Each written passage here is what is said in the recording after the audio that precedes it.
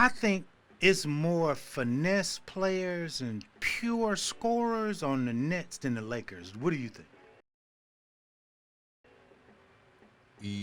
Well, my opinion to that is the Lakers.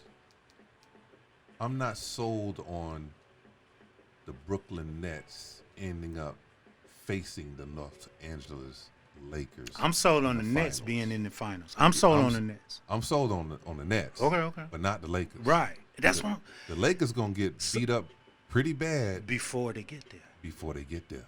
And because there's just too many other good teams that are capable of beating them. Right now they suspect. Phoenix is strong. Right Phoenix now, Suns, strong. Somebody just got hurt. LeBron? No. On the West, Phoenix or Denver. So it's getting interesting. I think that the Lakers are gonna limp in there. Yeah. And Brooklyn's going to do them up because right now they suspect. By the time the West gets finished with the Lakers in its final time, they're just not going to be strong enough for the Nets. The Nets is going to coast into the finals, I think. They're not, It's your year, Brooklyn. You got too many. It's your year, Brooklyn. You got ODB. Yeah. You got too many good teams on the West. Mm-hmm. They're too competitive, and you can't forget about Phoenix Suns. You can't forget about the Portland Trail Blazers. You can't forget about all got a chip on their shoulder. The Golden State Warriors. Chip on their Can't forget about them now. Chip on their shoulder. They know how to do it. Oh, they know how to do it. San Antonio Spurs, they're not as good as they used to be, but that system. They can bring a teardrop to someone's eye. That system. So, you got a handful of teams out there on the West that are just as competitive as the Los Angeles Lakers, and I think, in my opinion, they're probably going to get bounced out. Yeah. Coming up real soon, we're going to have a sports journalism series on the NBA championship, the Tiffany Trophy, the Louis Vuitton trophy case that the trophy travels in, as well as some of the news about the deal, the NFL, the collabo that the NBA is doing with Louis Vuitton and other things that are coming down the pike. Swag from his lifestyle, Sneakerheads, DYNMYT Sports. We put the in sports. I'm Harry DYNMYT. Thank you for joining us. Please follow us and share. Also, follow us, join us subscribe on YouTube, DYNMYT Sports TV. And we've been talking about Paul Pierce and wins and losses and triple doubles. We've been reviewing sneakers, and we have one more pair of sneakers to review before we get out of here.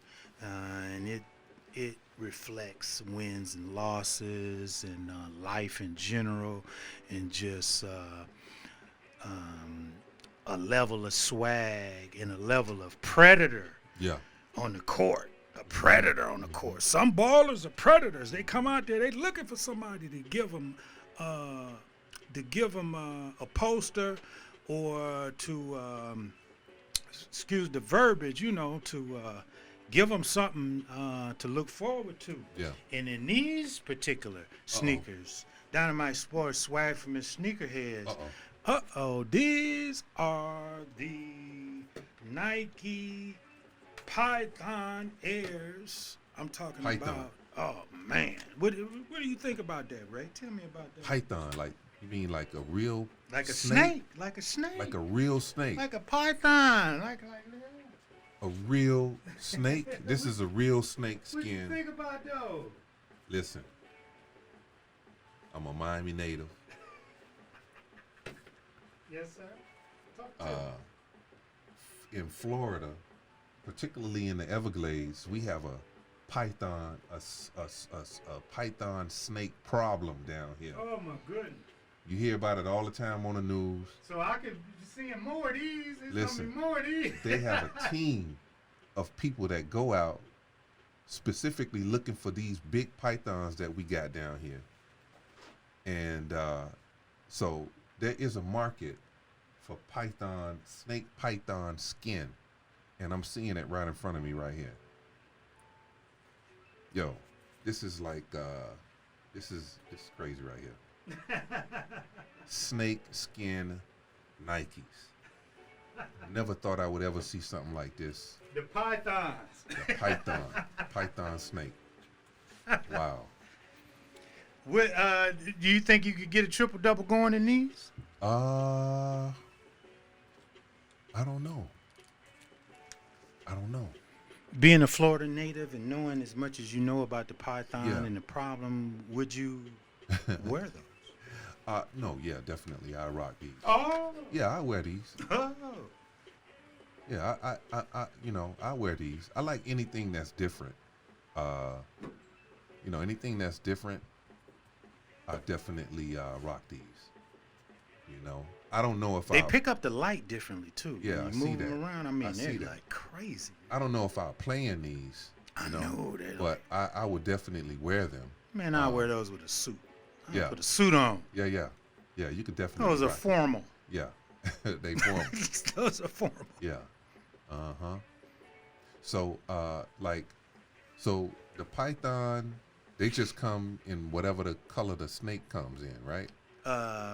To my knowledge, How they catch the snake? well, I'm gonna have to park that question and find out more. But tell me more about the problem of the pythons and where that problem exists. Talk to me about that. Well, in Miami, way down southwest, is the Everglades, and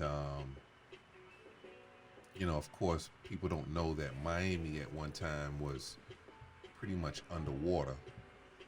It was swampland, and so in the Everglades, it's swampland out there, and it's a big problem with these big python snakes. I'm talking about like 15-footers, 20-footers, big ones. They show them on the news all the time.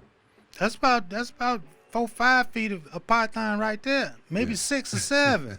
And then you say which ones? Yeah. How long are the ones you I'm talking talking about? about 15, 20-footers. 15, 20. That's about 3-4 poke man. Bro. 3-4 poke man. Man. 3 or 4 more pair. I got riled up right there. Listen, man. I